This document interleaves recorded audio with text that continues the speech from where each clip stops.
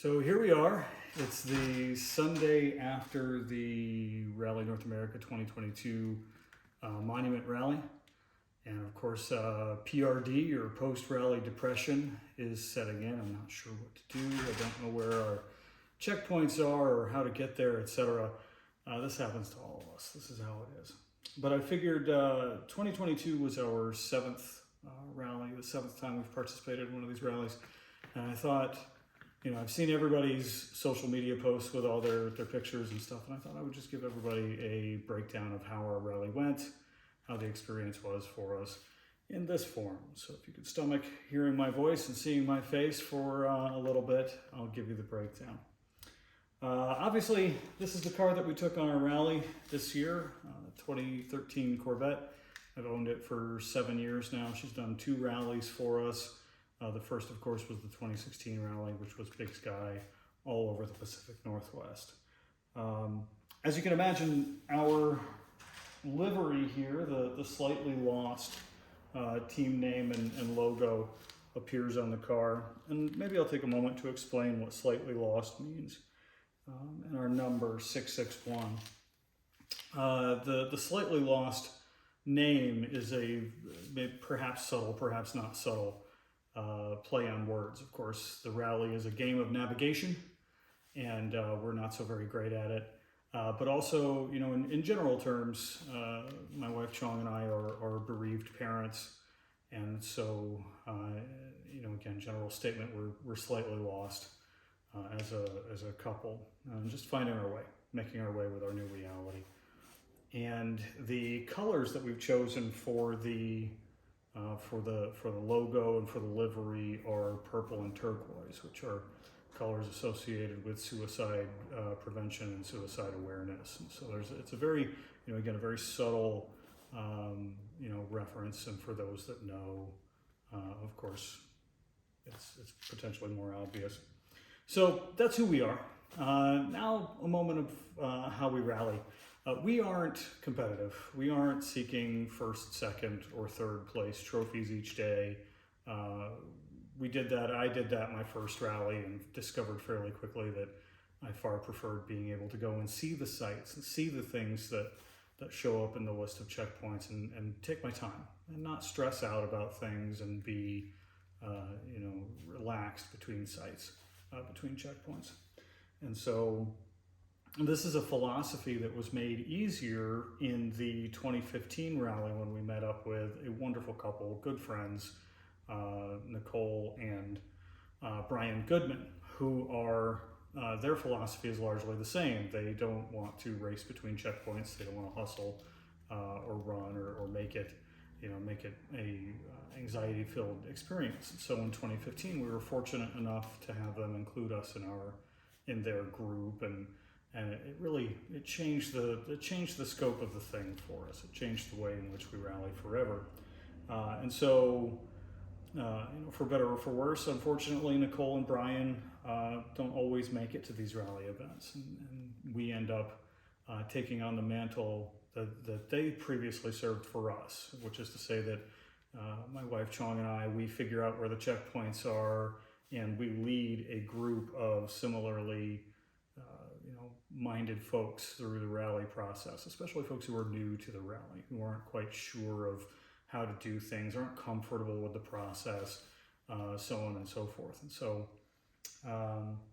we've taken on the moniker of the Quack Pack with Chong as the mama duck, and she's super adorable about it. She's always making sure that everybody is in the line behind us, that everybody has made it. She keeps an eye on her ducklings and, of course, her Canucklings, the team that comes down from Alberta, Canada, Eric, and various co-drivers. I don't think he's brought the same co-driver twice since he's been doing this thing. So anyway, that's how we roll. We don't come in time. We're not in any danger of even accidentally earning a trophy. But we really enjoy ourselves and count some of the best people amongst our friends as a result of this process. And I don't think we would do it any other way.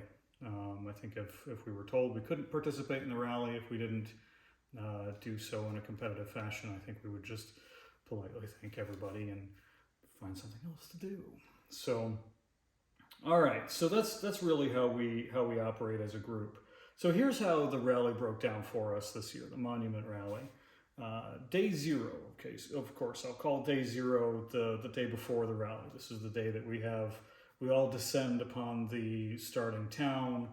We have our drivers meeting, we have our charity auction, we meet up with folks, there's hugs, there's shaking of hands, there's, meeting folks we haven't seen in a handful of years or have seen the previous year, see all the time, never met before.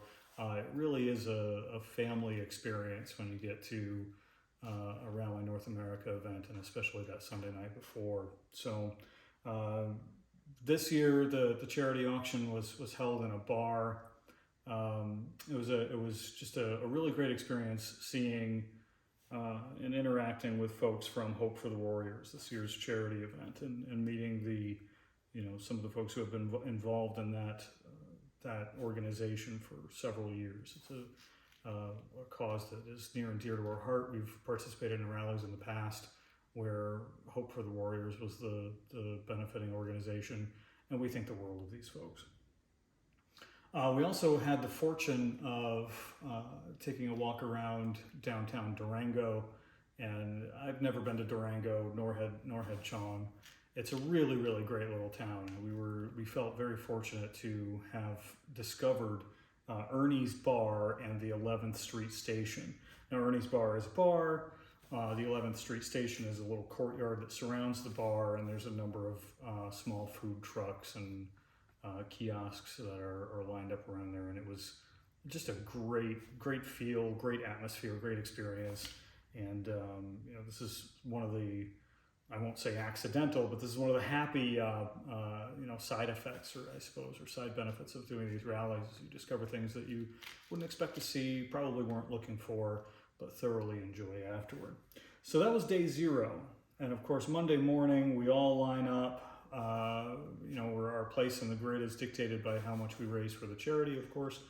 And we line up, take pictures, listen to the mayor of Durango thank us for our tourism and launching from their town. This is fairly standard fare. And then we got to drive the $1 Million Highway, which is just a beautiful highway in the southern part of Colorado. I've lived in Colorado for the better part of 30 years. It's always been on my list of things to do, to go drive the $1 Million Highway. I've had friends tell me it's spectacular. Never done it before. Did it this time. It would have been great to do it a little bit faster pace, but again, we have a row of ducklings behind us. We need to make sure that everybody's there, nobody gets lost, etc. And on that note, we had a DeLorean with us. Colin Brown, John Suddeth came out in Colin's DeLorean. We love seeing the DeLorean. Everybody loves seeing the DeLorean. Doesn't matter where you go, what you're driving, what you look like. If you're in the presence of the DeLorean, you are invisible. It's just how it is. But the DeLorean had a little bit of troubles this year, both on the way to the rally and then, of course, more or less every day on the rally. And so, whenever the DeLorean would break down or have troubles, everybody stayed back. Nobody splintered off. Nobody left the group. Nobody went on to the next checkpoint or whatever. We all, if nothing else, moral support for Colin and the team that were working on the DeLorean. And I think it's here that I'll say that TJ Dunn of Team George and his father George and his son Trey were always right there on the spot to help Colin break the car down, put it back together, fix it, get it running again. And it's just a phenomenal show of who we are, who they are, what this group is about. Even while there is a film crew that films the rally, and their singular focus for that day was Team 543, the Georges. And so, of course, they got to also film the trials and tribulations of getting the DeLorean between, through the day. The Cortez pool, Cortez Hotel pool, which is where we ended up at the end of the night, was a riot. I mean, a handful of 40-year-old plus idiots bouncing around in the pool like teenagers was, I don't remember the last time I was in a swimming pool, and it was a really, really great time. That's how we ended up today. And we also picked up a new, rallying cry for the Quack Pack. And I'm not gonna shout it, but it resulted in the hashtag Hua showing up in social media. There was so much off-roading on this trip. This is as good a place as any to put this, I suppose. But day one, day two, day three, there were so many roads, so much dirt road, so much just bad roads. And two of us with Corvettes, myself and Eric from Alberta, we were just having such a hard time. It was so difficult, it was so challenging. But I like to think that we did it with a minimal amount of profanity and complaining. Myself significantly much more than Eric. Eric doesn't seem to complain. I think it's the Canadian. It's the Canadianism. All right. Day two, big day for us. We started out in Four Corners, which of course is the intersection between Colorado, New Mexico, Utah, and Arizona.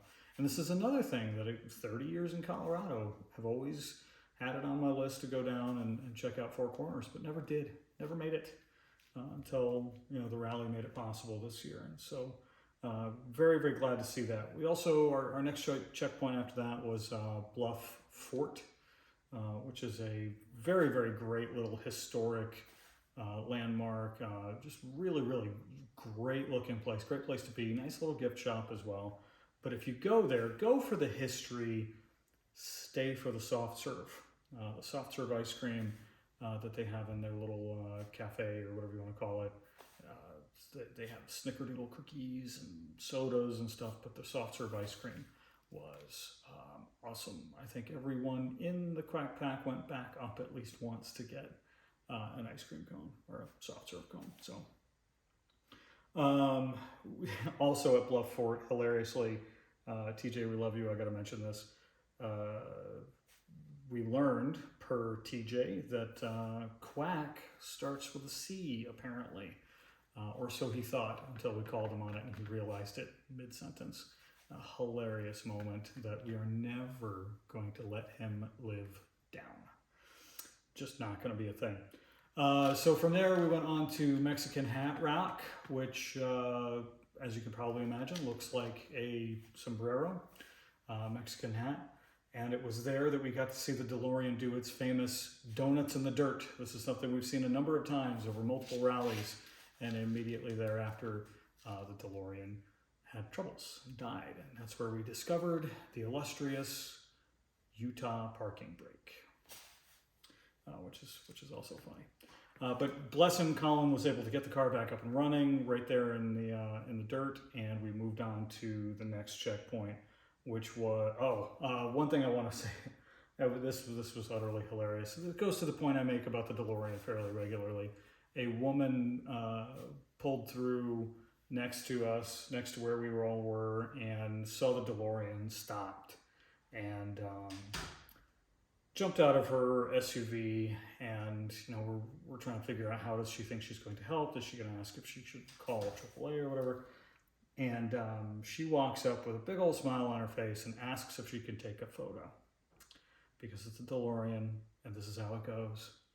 And bless him, Colin said, "Sure, go right ahead."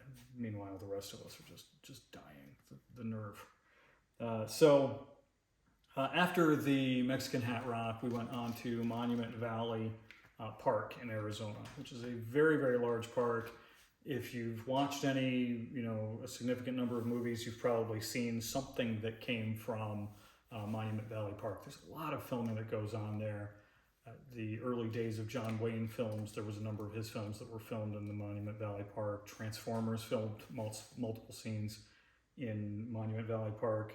Mission Impossible 2, there's a scene where Tom Cruise is hanging off of a cliff, filmed in Monument Valley Park. So it's just a staple of the Southwest United States, and gorgeous, utterly gorgeous. And if you go take the time. There's a tour. Pay for the tour. Ask for Herbert. Herbert is amazing. Herbert is a local Navajo. He drives the truck, stops at various places along the tour, points things out. He's just a joy to be around, and he is an absolute wizard with a cell phone camera.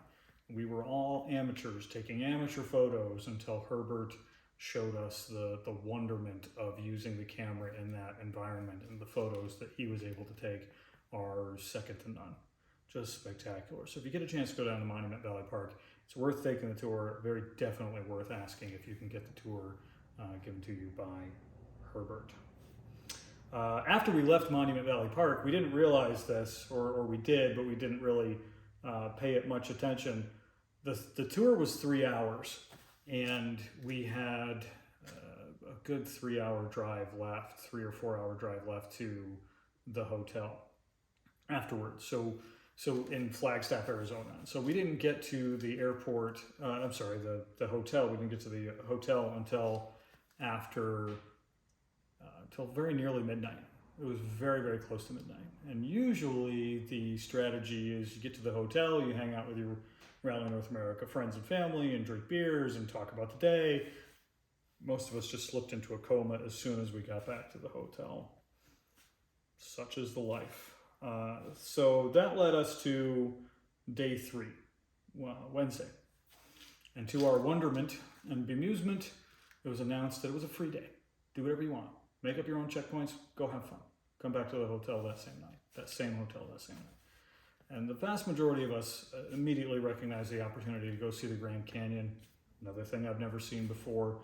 So we went ahead to the Grand Canyon and took the little shuttle bus through multiple points at the south end of the Grand Canyon, took in the views, and it was just a really, really great time. Again, bucket list item, great thing to see in person, even though we've seen it so much on TV and in movies. Afterward, on the way back, we realized that there was a Route 66 museum and gift shop that was going to be on the way. Now, it's at this point I should probably say that along Route 66, which covers multiple states, you're going to find many, many museums and gift shops and small businesses that are memorializing the history of Route 66. So please don't take this to mean that this is the only museum and gift shop on Route 66, let alone even in Williams, Arizona. But we had a really phenomenal experience at this particular one. The owners' names are Mike and Stephanie. And if I can, I'll throw in a link for their particular museum and gift shop. They were super helpful, very friendly. The gift shop itself was great. We loved the gas pumps outside, and but the experience, the people experience was second to none. Absolutely the best. So being that this was on our free day that we went to this thing, we were trying to decide, is this a checkpoint? Is it going to be a checkpoint tomorrow on day 4? And this is trying to pluck a secret out of the universe that the universe doesn't want to give up, because checkpoints are held with such, so dearly by the organizers, Tony and Scott. And so we figured out fairly quickly, because the owners of the museum had no clue what Rally North America was. We were reasonably sure they weren't lying to us, that it wasn't actually a checkpoint on our stop. But it was still well worth the trip, and really great experience, and a pleasure meeting those folks and getting the pictures that we did at the museum there. All right, so then after we got back to the hotel, one of our compatriots, John, mentioned the tortilla slap challenge, or whatever it is. I'm not on TikTok, but I guess this is one of those things that's making the rounds on TikTok. And the tortilla slap challenge is pretty much exactly what you think it is. All right. And so we had the brilliant idea that Chong and I had to do the tortilla slap challenge. Husband and wife, working out issues with tortillas. And so we did. Here's how that went. I want to borrow a tortilla. You can borrow my tortilla. Wait. They start. Oh, so it's one. No, you go. It's yours. Holy shit!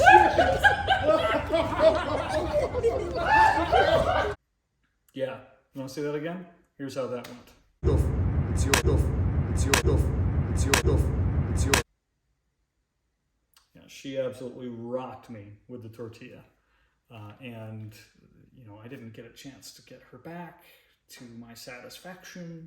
But anyway, it was entertaining, and it was very definitely a highlight on the trip. Great laughs, great time, very, very entertaining, and cathartic. You know, we don't need therapy now. We've got tortillas. All right, so day 4, morning of day 4, our first checkpoint is a Route 66 gift shop in Williams, but not the one that we visited voluntarily the night before. We also got to see the Snowcap cafe, Snowcap restaurant, whatever you want to call it, of Juan Delgadillo. Now, Juan Delgadillo unfortunately passed away at 88 in 2004, but he was the man responsible for, you know, the historic Route 66, you know, the preservation of Route 66 through the Historic Society. And we were able to leave behind a slightly lost sticker. It seemed appropriate looking around at the rest of the place and where all the other stickers were. And so we made sure to leave that sticker there. Our next checkpoint after the Snowcap was to take a picture of a Burma Shave sign. There's multiple Burma Shave, classic Burma Shave signs along Route 66. And I think it was right after we got our photo with a Burma Shave sign that the DeLorean broke down, and we nursed it back to health on the side of the road in front of some poor family's home, rural home, nothing else for miles around. So they got to hear us laughing and joking and carrying on. And Jason Ho, our friend Jason Ho from the Boston area, he did just a very respectable burnout with that vehicle.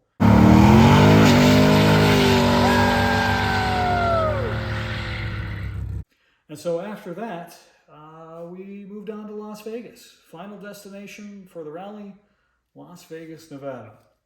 Now, we rolled into Las Vegas just in time to see thermometers read somewhere between 110 and 115 degrees, which by any measure is entirely too freaking hot.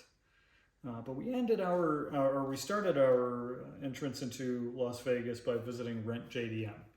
Rent JDM is a organization owned by a fellow rallier, Craig Seidel, who his goal was to provide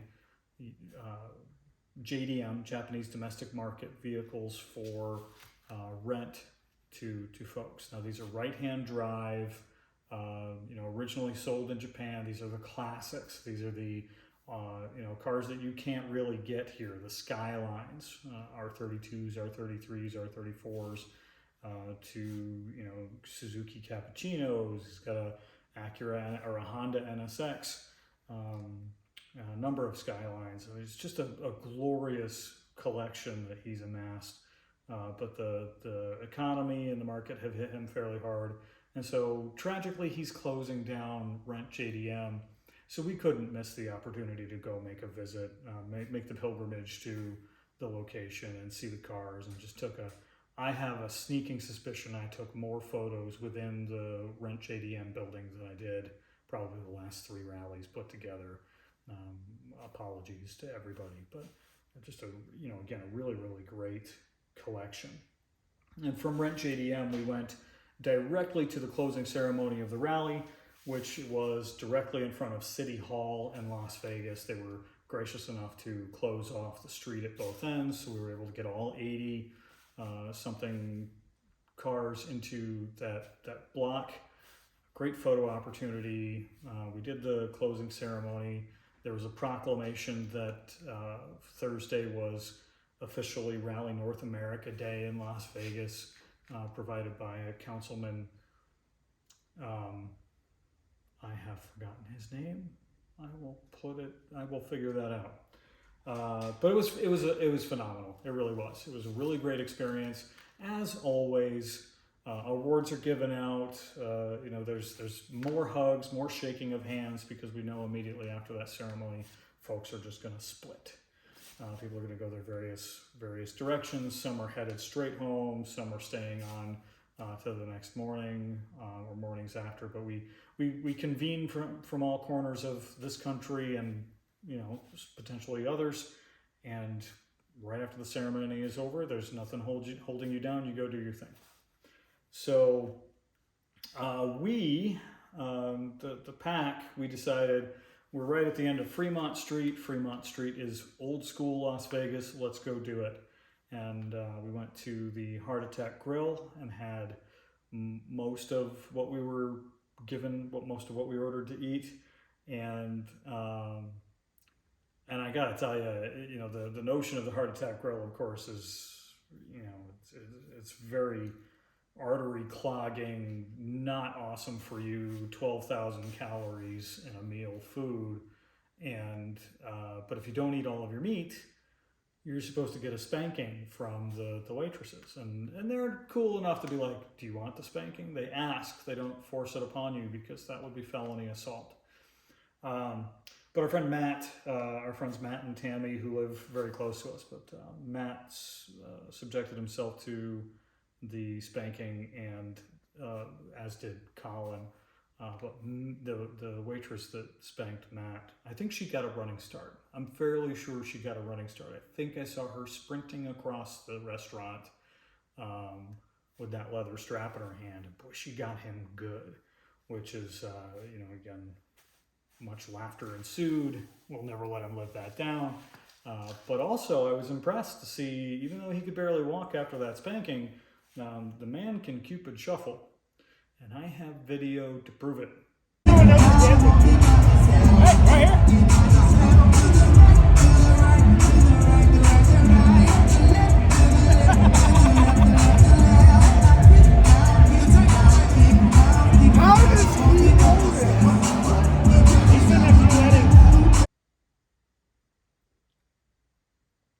So that brings us, I think, to the end of the final day of the rally. And so I just want to say, you know, again, Scott, Tony, you guys put on one hell of a vacation for us, one hell of a road trip, and we couldn't be happier to be a part of this family. We really couldn't. And so thank you again, as always. This is my, you know, it's been 10 years since my first rally, and you know, it's just each one gets better and better. I also want to thank Hope for the Warriors, you know, for participating in the event, for, you know, giving us the honor and the opportunity of raising money for your efforts. As a group, Rally North America this year raised $222,000, which is just fantastic. We were responsible for, I think, 7,800 of that, us, Team Slightly Lost, Chong and I. I also want to thank the Quack Pack. The roster changes with each year, but every time somebody tucks into the group and becomes a you know, part of the Quack Pack, we can't imagine not having you in the group. You know, every year thereafter, right? You're all phenomenal people. We love you. We absolutely love being in your presence, and we're honored that you let us, in your presence, that you choose to run the rally with us. And you know, again, just phenomenal people. And I want to make sure that I don't miss anybody when I say that. So I'm just gonna, I don't know, throw names up or something. You know, if you know, you know. If you're a part of the pack, you know you're a part of the pack. You're a part of the pack. And spouses count too. All right, so that always comes up. You know, hey, do I have to go to be a part of it? No. Once you're in your family, and your family is our family. I want to thank all of the donors, all of the folks that gave $25 at a time, $50 at a time, to, you know, $100 in some cases to the Slightly Lost page. You know, tremendous thank you for helping us to make such a difference for Hope for the Warriors. And then, of course, you know, sponsors. We had one organization, a former employer of mine, give $1,000. So I very happily put their stickers, their company logo on our car, as well as Matt and Tammy's gorgeous red GTR. And so, you know, we wouldn't do this if it wasn't for you guys. We're not, you know, Rally North America royalty. There's a small group of folks that place every time. I think they're gaming the system a little bit. They place every time. They're hyper competitive. They're boisterous. They're loud. We're not those folks. We're never going to be famous within Rally North America. If we don't tell our story will not get told. It's one of the reasons why I'm making this video. But still, we are a part of that family in large part because of our donors, our sponsors, our supporters. All of your money, all of the money goes directly to the charity, but that way I don't have to. So with that, I just want to say thank you, everybody, and we can't wait to see you on the next one. I want to say one more thing, if I can. I want to put a message out there to my wife, Chong. It's hard to believe, but we got together almost 25 years ago now. We've been married for, it'll be 22 years in August. And I know, you know, when we're on the rally, sometimes it's stressful. I'm listening to creaks and groans and noises in the car, and I'm cussing and swearing as my car bottoms out on bad roads, or whatever the case may be, right? There are stresses that go along with this type of event. And, you know, for better or for worse, my lovely bride is the only one in the car listening to me cuss and swear, and I know I'm sometimes an ogre to be around, and that's how it is. And so to my lovely wife, I couldn't be happier that you're still on this journey with me. And if nothing else, thank you for not killing me in my sleep at a hotel miles from home. I keep giving you opportunities, but thank you for not doing it. And I love you, Mama Duck.